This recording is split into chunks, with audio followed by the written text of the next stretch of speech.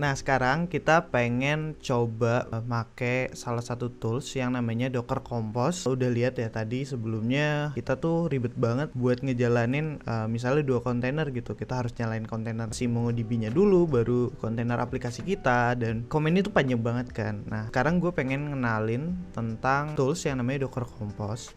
Jadi Docker Compose ini digunakan buat mempermudah kita untuk menjalankan aplikasi kontainer kita gitu. Apalagi kalau udah make lebih dari satu kontainer gitu. Alih-alih kayak kita nyalain satu persatu, dengan Docker Compose ini itu kita bisa ngejalanin semuanya dengan satu command, yaitu Docker Compose app. Pertama-tama teman-teman harus install Docker Compose-nya dulu di dalam PC atau host teman-teman. Nanti kalau udah, teman-teman langsung aja cek dengan komen docker compose minv. Nah, sekarang kita balik lagi ke proyek yang tadi. Di sini aku udah ngerubah sedikit si docker filenya. Yang pertama di sini aku nambahin kayak tools gitu namanya Docker Compose Suite. Nanti aku jelasin. Nah, jadi si Docker Compose itu tuh butuh juga file konfigurasi sama kayak ketika kita nge-build sebuah image dari proyek kita, kan kita butuh docker file tuh. Nah, si Docker Compose pun begitu juga. Jadi nama filenya itu dockercompose.yml. Nah, di sini kita definisiin nih. Pertama-tama adalah version dari si Docker Compose-nya. Nah, teman-teman bisa lihat di sini yang terakhir itu 3.8 ya. Jadi teman-teman langsung aja definisiin versionnya itu 3. Di sini pakai 3.7 aja. Nah, terus kita definisiin si service-nya gitu. Nah, si service-nya itu yang pertama kan tadi kita butuh MongoDB. Nah, kita define di sini si MongoDB-nya, MongoDB, ya kan? Dia pakai image-nya MongoDB atas. Terus kita define juga nama kontainernya, misalnya MongoDB juga. Nah, kita definisin juga si volume dari MongoDB-nya. Bis itu kita set juga networknya. Nah, di sini kita define networknya cat network misalnya. Kalau misalnya si kontainer ini cuma pengen bisa diakses oleh kontainer yang lain, teman-teman nggak harus ngedefinisin si portnya. Nah, habis itu baru aplikasi kita kan. Nah, misalnya aplikasinya namanya cat app service-nya gitu. Nah, di sini teman-teman bisa pakai image, tapi kita pengen ke Docker Compose app dia akan otomatis nge-build gitu. Jadi artinya si cat app itu berdasarkan kontainer yang dibuild di path titik ini. Itu container name, kita set networknya juga. Nah, setelah itu kita definisiin portnya, karena kan kita pengen bisa ngakses si cat app ini dari luar jaringan si kontainernya kan, atau network ya kan. Nah, di sini kita set misalnya 3006 ya, 3006. Nah, di sini aku pengen nambahin volume, tapi aku nggak mau pakai persistent volume, tapi aku ngebind si volumenya ke path ini. Nah, maksudnya itu kayak gimana sih? Jadi gini teman-teman, misalnya di sini aku define titik 2.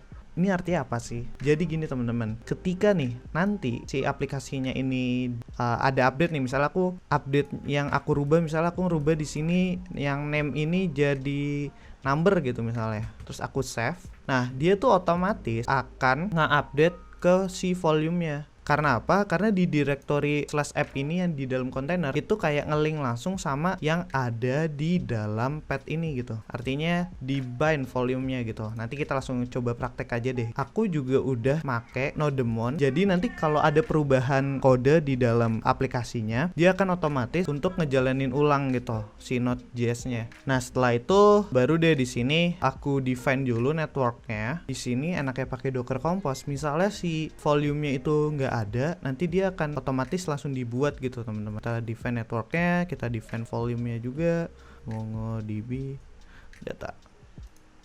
Oh iya, aku juga kelupaan di sini buat nambahin environment variable buat si Docker Compose Suite-nya. Kita harus nambahin si wait host-nya si Mongo, portnya 27017. Nah, jadi wait host ini gunanya buat apa sih? Jadi gini teman-teman, ketika si kontainernya itu dijalankan, apalagi aplikasi kita nih. Jadi aplikasi kita tuh kan connect ke si MongoDB-nya. Nah, kalau misalnya si MongoDB-nya itu belum aktif, kontainernya belum jalan, itu dia bakal error. Nah, makanya di sini kita pakai tools yang namanya Docker Compose Wait, yang dia tuh bakal kayak ngeping gitu sampai si wait host-nya ini, which is si MongoDB-nya itu ngerespon gitu.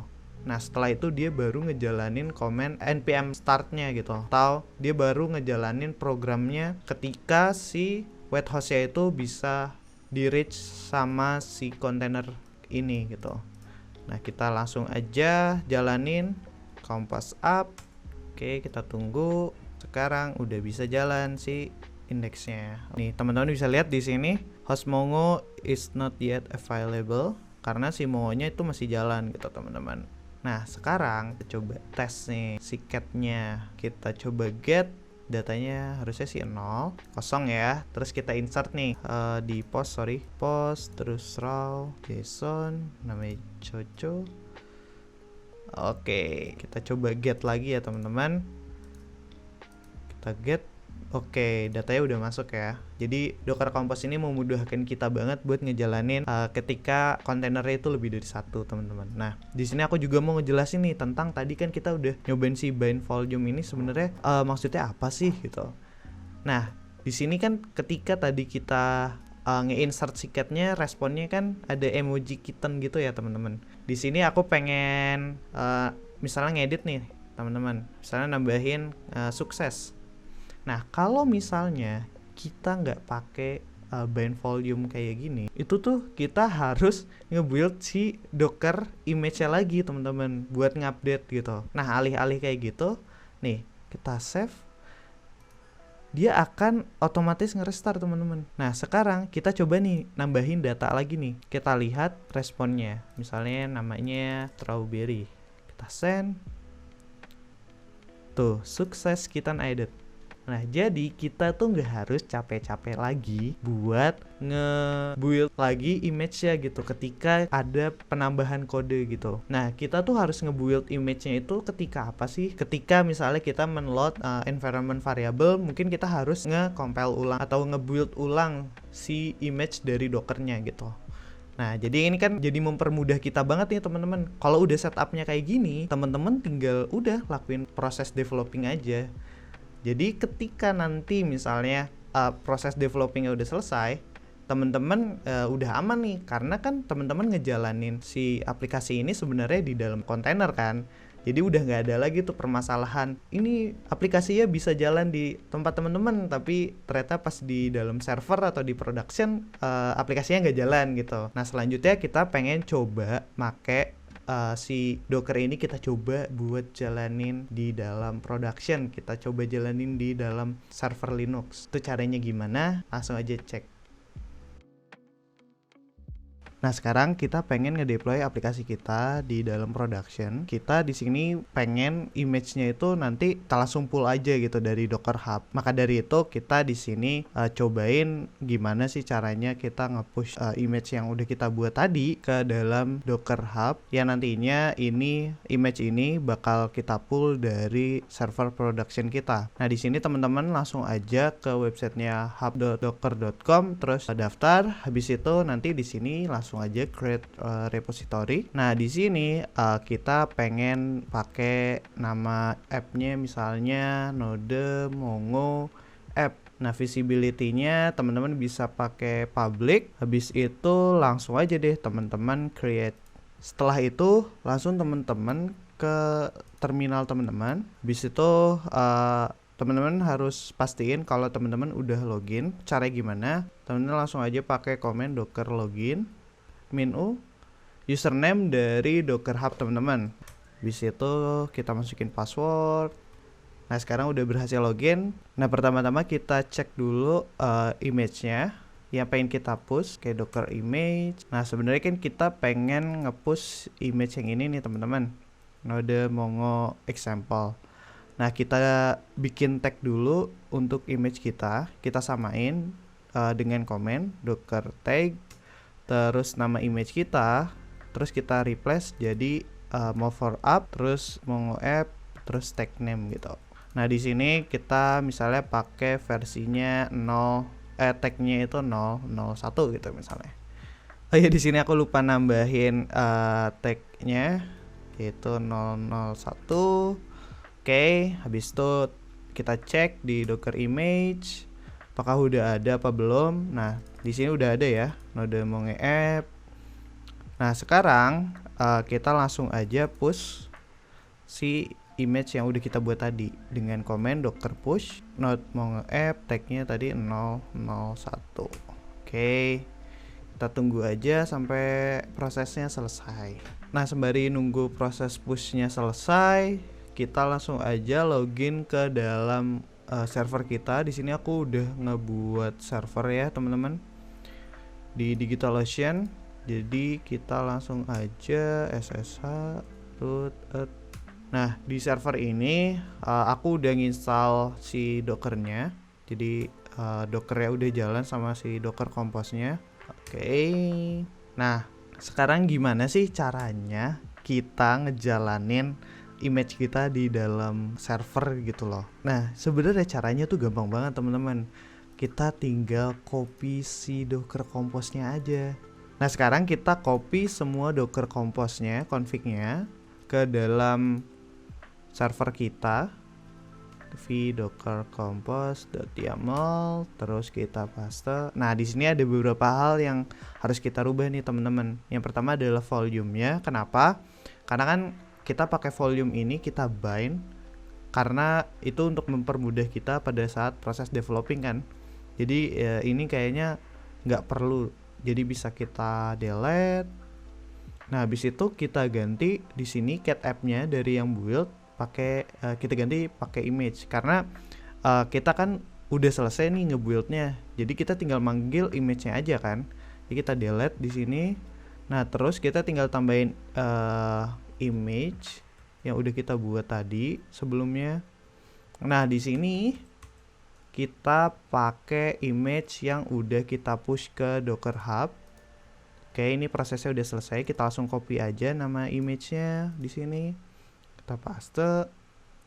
Nah, jadi ini adalah config Docker Compose yang kita pakai di dalam production ya, teman-teman. Nah, setelah kita udah copy semuanya, kita langsung aja right quit. Nah, setelah itu kita langsung aja jalanin dengan command docker compose up, terus kita tambahin flag min_dir ya di attach. Langsung aja enter. Dan kita tunggu aja proses pulling image-nya sampai selesai. Nah, sekarang prosesnya udah selesai, kita tinggal cek aja dengan command docker ps.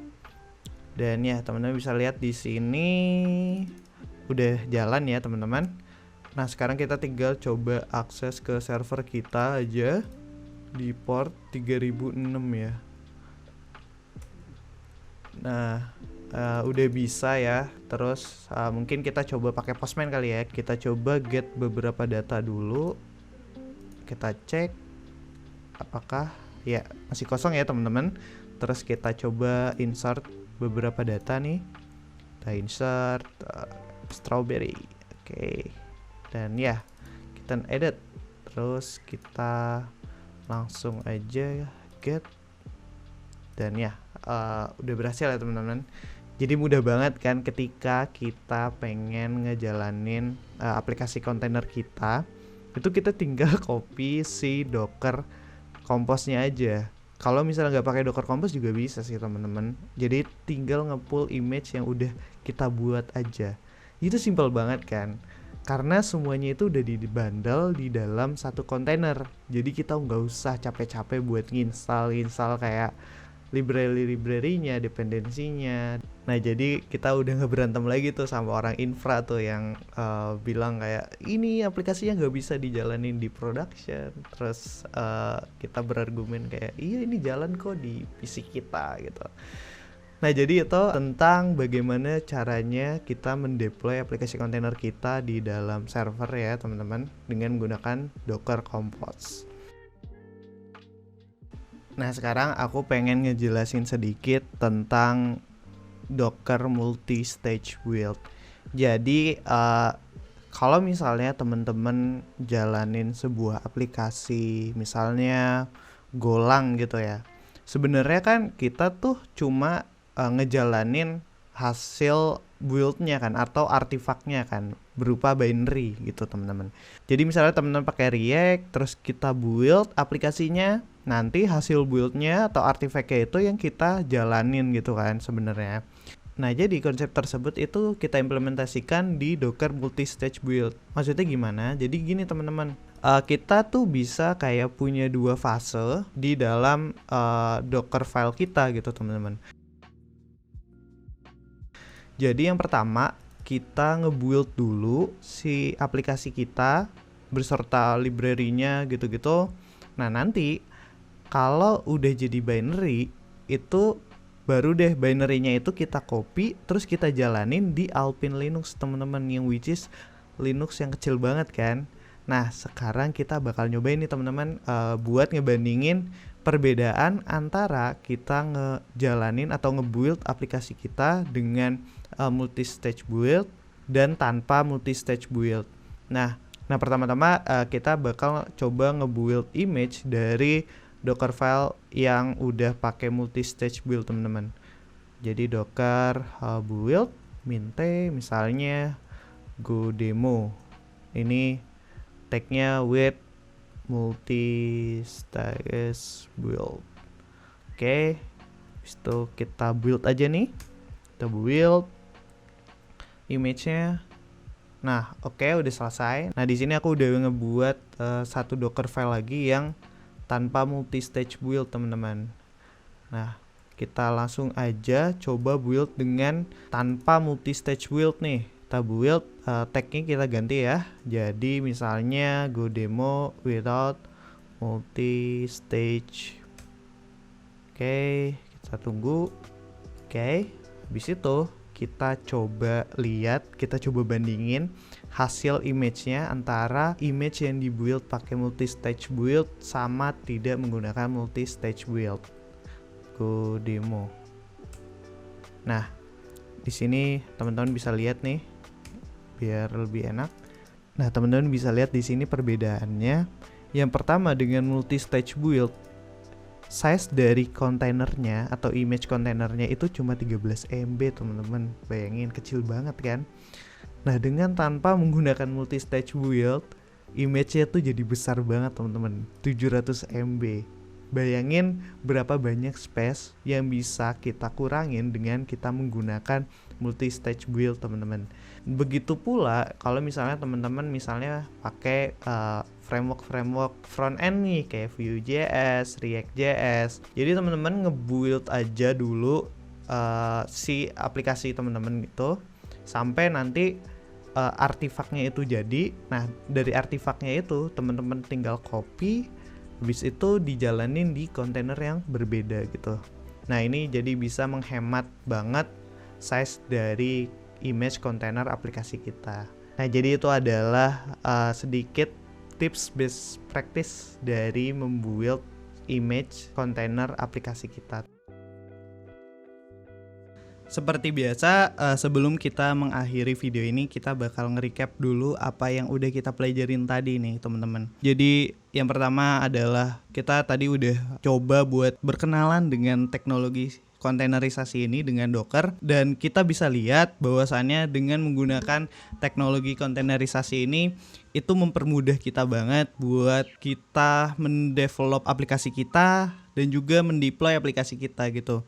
Karena konsepnya kontainer ini kita yang deploy kayak plug and play aja gitu. Kita tinggal mindahin si kontainernya. So ya gitu. Dan dengan si Docker ini itu mempermudah kita banget buat ngeimplementasi kontainerisasi ini. Dari kita udah tadi belajar nge-build image-nya, terus kita belajar juga tentang bagaimana kita ngedeploy aplikasi kita dengan kontainer di server Linux ya kan. Dan bagaimana sih dua kontainer itu bisa berhubungan satu sama lainnya. Jadi kalau misalnya si kontainer tersebut jalan di network yang sama, terus mereka pengen ngakses kontainer yang lain, mereka tinggal menggunakan nama kontainernya sebagai hostname-nya gitu. Dan juga tadi kita udah belajar juga tentang Docker Volume, bagaimana sih caranya kita nyimpen data kita di dalam kontainer. Kita tadi udah mengenal tentang persistent volume dan juga menggunakan binding volume untuk mempermudah kita ketika kita lagi ngedeveloping aplikasi kita nih. Kita kan nggak pengen ketika ada kode yang berubah kita harus nge-build ulang image kita. Jadi alih-alih seperti itu, kenapa nggak kita binding aja volumenya gitu. Dan juga tadi kita udah belajar untuk nge-publish image kita, image aplikasi kita ke dalam Docker Hub yang nantinya kita pakai pada saat proses deployment. Nah, tadi juga kita udah berkenalan dengan salah satu tools yang namanya Docker Compose. Itu mempermudah kita banget kan, yang tadinya kita kalau ngejalanin kontainer, misalnya aplikasi kita punya 2 kontainer nih, kita harus jalanin satu-satu dan itu ribet banget. Dengan Docker Compose itu bisa kita jalanin dengan satu komen aja, Docker Compose up gitu. Nah, dengan Docker Compose juga itu mempermudah kita ketika kita ngedeploy aplikasi kita kan. Kita tinggal copy aja si Docker Compose YAML filenya, terus kita define ulang image-nya dan langsung aja kita jalanin komen Docker Compose apa aja di server kita. Dan itu mempermudah banget kan, dibandingkan kita dulu ngedeploy itu harus install dependency ini, install library ini, install aplikasi ini.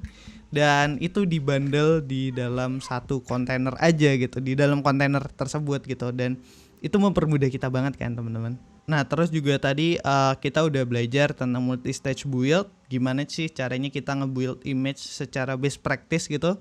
Dan teman-teman bisa lihat perbedaan size image-nya yang tadi dari 700 MB jadi 13 MB aja gitu.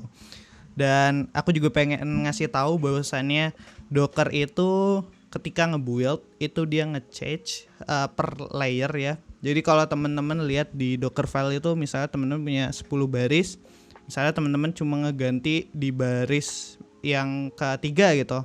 Nah sisanya itu kayak misalnya install dependency atau library gitu, itu di baris kedua itu nggak akan dijalanin ulang, which is dia akan ngambil dari si change-nya. Jadi build image dari teman-teman itu jauh lebih cepat gitu. Nah proses build itu jadi lebih cepat karena si Docker itu nge-change per layer. Nah dan juga biasanya kontainer ini dipakai buat aplikasi-aplikasi yang microservice.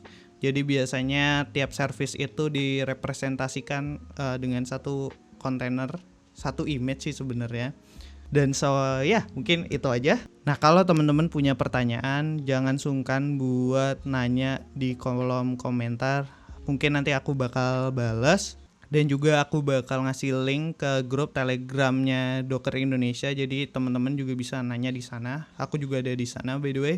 Nah selanjutnya karena kita sekarang udah belajar tentang kontainer, jadi kita belajar dari in the hard way-nya dulu nih teman-teman. Sampai the next-nya mungkin kita bakal bahas Kubernetes, bahas service discovery, service mesh.